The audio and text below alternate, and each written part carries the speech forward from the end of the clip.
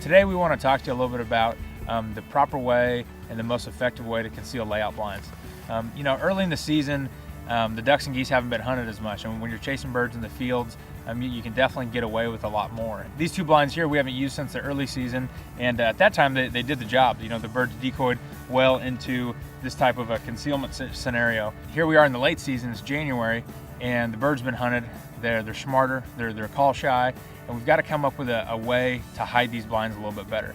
This afternoon we're hunting a cut bean field, and the geese have been feeding on either side of this waterway that's cutting the cut bean field in half.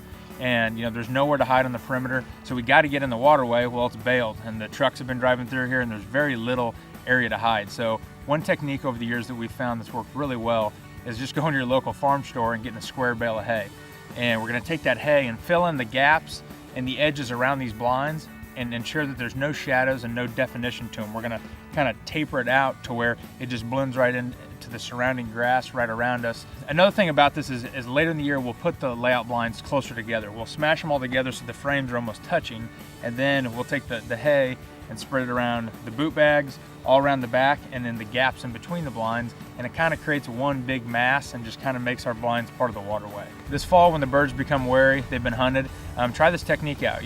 Later in the year the birds will feed in the middle of the field, and they'll feed everywhere but where you want them to. They're going to get away from the fence rows and the edge lines and the tree rows, and so getting down out in the middle of a field and a waterway sometimes is the best way to kill them. And so this technique here hopefully will help you put more birds on the ground. And thanks for watching Ducks Limited Television.